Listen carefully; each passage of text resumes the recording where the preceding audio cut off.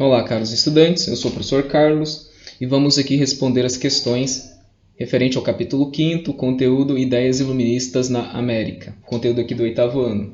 Então vamos aqui ao texto para em seguida respondermos as questões. Interpretando documentos. Reúna-se com um colega e leia o texto a seguir sobre a entrada das ideias iluministas na colônia portuguesa da América. Depois, responda as questões. Vamos aqui ao texto. Foi a partir de meados do século XVIII que a América portuguesa começou a ser influenciada pelo nascente pensamento liberal e burguês que vinha da França.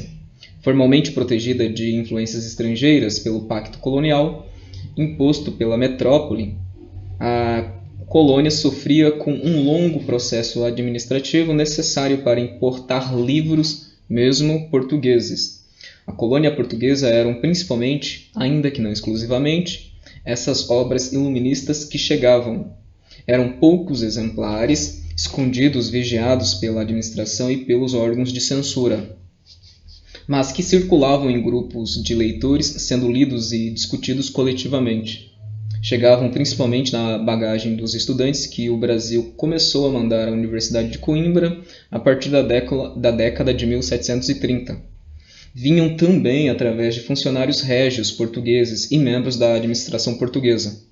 Ao chegar ao Brasil, passava a compor as seletas e exclusivas bibliotecas coloniais, ainda hoje estudadas e analisadas. Serviam as obras de embasamento de grupos que buscavam maior flexibilização das relações coloniais, maiores liberdades de pensamento, econômica e, em menor grau, política. Vamos aqui à questão. Letra A. De acordo com o texto, que ideias começaram a ser difundidas na América Portuguesa no século XVIII? O que as pessoas que discutiam essas ideias buscavam?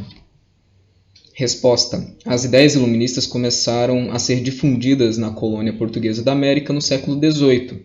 Buscavam uma maior flexibilização das relações coloniais, maior liberdade de pensamento econômica e, em menor grau, política. Vamos aqui à letra B. Explique de que forma essas ideias entravam e eram propagadas na colônia.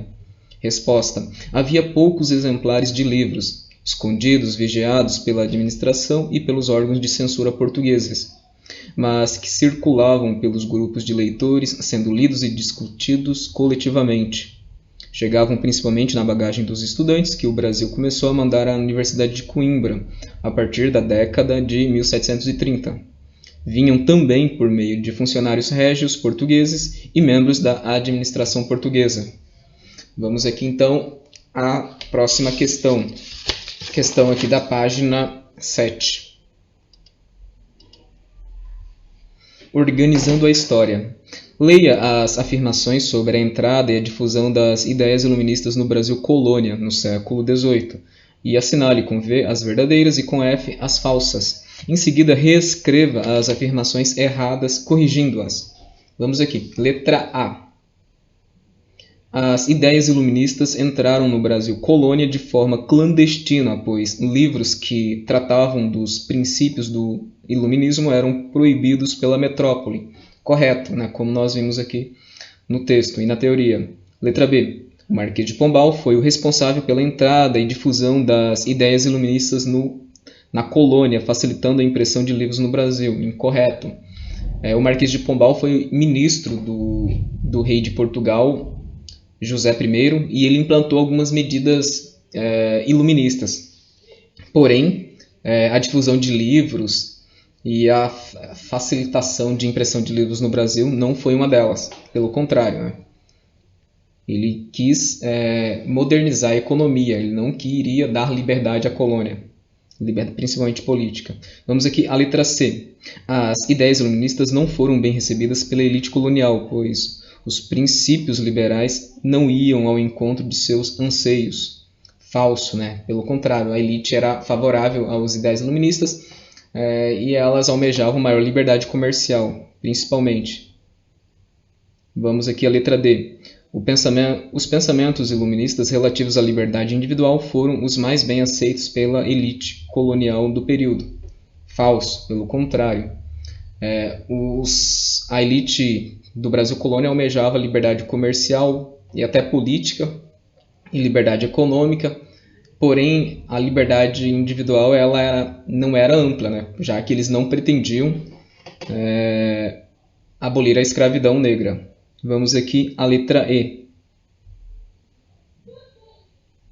No governo da rainha Dona Maria I de Portugal, os princípios iluministas passaram a ser mais fortemente propagados pela metrópole. Falso, pelo contrário. Com o reinado de Dona Maria I, as ideias iluministas elas foram barradas, né? Portugal regrediu em relação ao reinado de José I. E a colônia começou a reprimir, e a metrópole começou a reprimir ainda mais a colônia, o Brasil colônia, o que causou bastante insatisfação. Vamos aqui à letra F. Um dos motivos que levaram Portugal à crise no século XVIII foi a dependência econômica em relação à Inglaterra. Correto. Letra G. Os primeiros livros difundidos na colônia continham relatos sobre a chegada dos portugueses ao Brasil. Eles eram impressos nas capitanias de Minas Gerais e Bahia. Falso, tá? Falso. Vamos responder as questões aqui, vamos corrigir as questões as assertivas incorretas. Letra B. O Marquês de Pombal implantou reformas na colônia, inspiradas em ideias iluministas, porém não houve a impressão de livros sobre esse assunto no Brasil. Letra C. Vamos corrigir a letra C. As ideias iluministas foram adotadas pela elite colonial, pois os princípios liberais iam ao encontro, né, de seus anseios, de seus desejos. Letra D. Correção da letra D. Os pensamentos iluministas relativos à liberdade individual não foram bem aceitos pela elite colonial no período, pois não se pensava em abolir a escravidão. Vamos aqui à letra E. No governo da rainha Dona Maria I, os princípios iluministas foram fortemente combatidos, na medida em que se ampliou o controle metropolitano sobre a colônia. Letra G.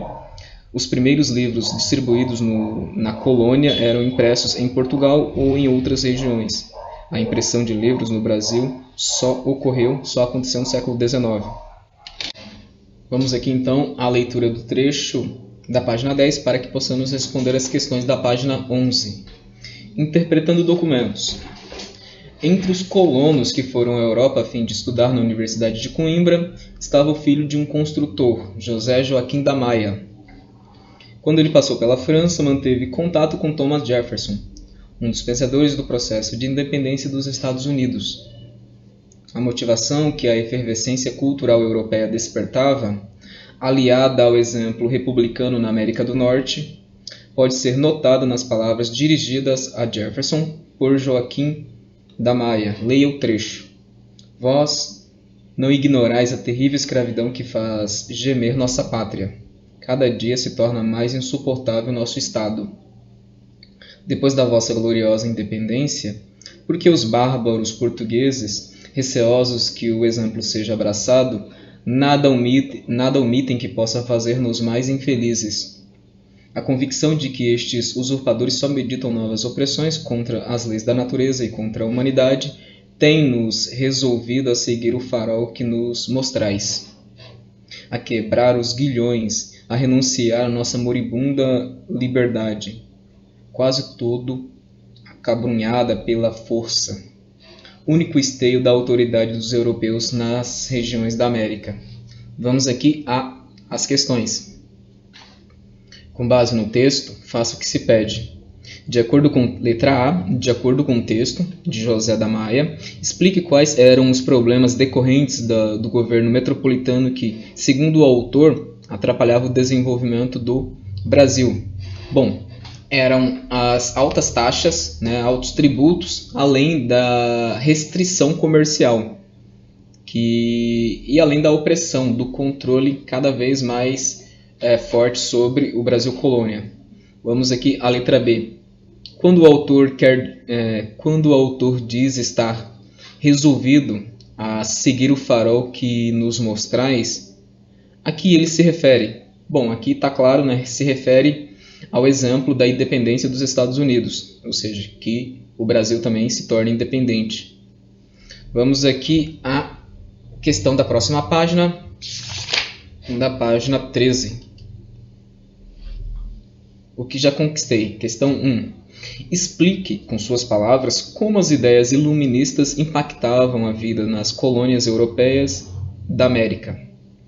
Bom, as ideias iluministas inspiravam o desejo por independência dessas colônias. Questão 2. Nos blocos que compõem o esquema a seguir, escreva 3 medidas estabelecidas pelo Marquês de Pombal para o Brasil colônia, que podem ser relacionadas aos princípios do iluminismo. Destacado. Então vamos lá. Termos relacionados à liberdade, né? O fim da escravidão indígena é um fator que está ligado à liberdade. Então nós podemos colocar aqui fim da escravidão indígena. Nós podemos colocar aqui em cima também desenvolvimento de manufaturas, né? Então a colônia teve mais liberdade para produzir produtos manufaturados.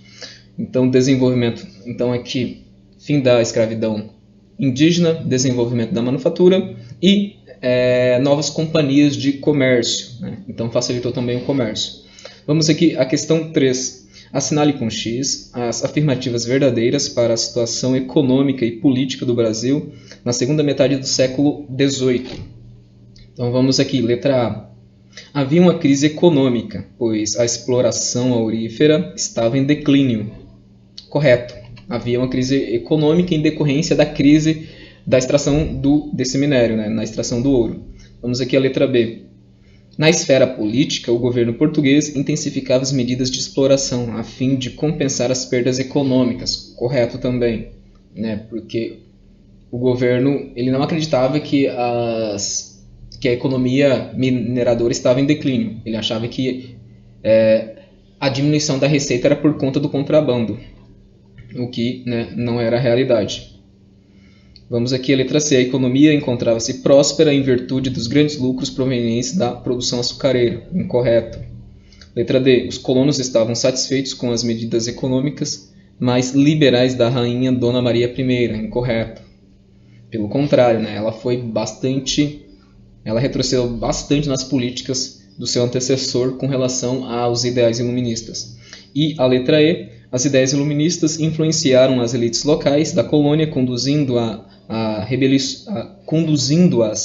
a rebeliões que pretendiam, em muitos casos, o rompimento com Portugal. Correto. Então aqui nós temos correto a letra A, a letra B e a letra E. Vamos aqui à resolução da página 14. Leia atentamente um fragmento do depoimento de Tiradentes e responda às questões propostas. Então, o fragmento aqui do depoimento de Tiradentes, vamos à sua leitura. O fato de ser alferes influiu para transformar-me em conspirador, levado a tanto que fui pelas injustiças que sofri, preterido sempre nas promoções a que tinha direito, ou seja, preterido, né, deixado para trás, substituído sempre nas promoções a que tinha direito. Uni minhas amarguras às do povo, que eram maiores. E foi assim que a ideia de libertação tomou conta de mim. Então, temos aqui esse trecho aqui do depoimento de Tiradentes. Vamos aqui às questões. O que levou Tiradentes a conspirar contra o governo português? Resposta. O fato de ele pertencer às camadas sociais mais pobres e às injustiças de que foi vítima. Letra B. A que amarguras do povo Tiradentes se refere em seu depoimento? Resposta. Tiradentes se refere à falta de liberdade na colônia, que sofria a exploração econômica e política da metrópole, ou seja, de Portugal. Com base no conteúdo deste capítulo, escreva informações que comprovam a resposta à pergunta anterior. Bom, a pergunta anterior foi, né, que amarguras que Tiradentes e o povo sentiam. Bom, em relação a Portugal, nós podemos citar alta cobrança de impostos, a derrama, podemos citar também as restrições comerciais, do qual Portugal submetia a colônia, né, o Brasil colônia. Vamos aqui à questão 5. Quais eram as reivindicações dos conjurados baianos? Resposta. As reivindicações dos conjurados baianos incluíam não só o desejo de independência do país, mas também o de igualdade social e o de igualdade racial e de liberdade de comércio. Vamos à questão 6. De acordo com seus estudos, pode-se afirmar que a conjuração baiana teve um caráter visionário. Justifique sua resposta. Sim, naturalmente, né?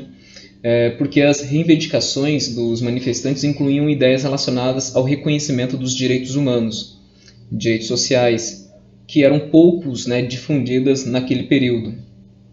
Vamos aqui à última questão, questão 7. Escreva as principais diferenças e semelhanças que você percebeu entre a Conjuração Mineira e a Conjuração Baiana. Bom, as diferenças.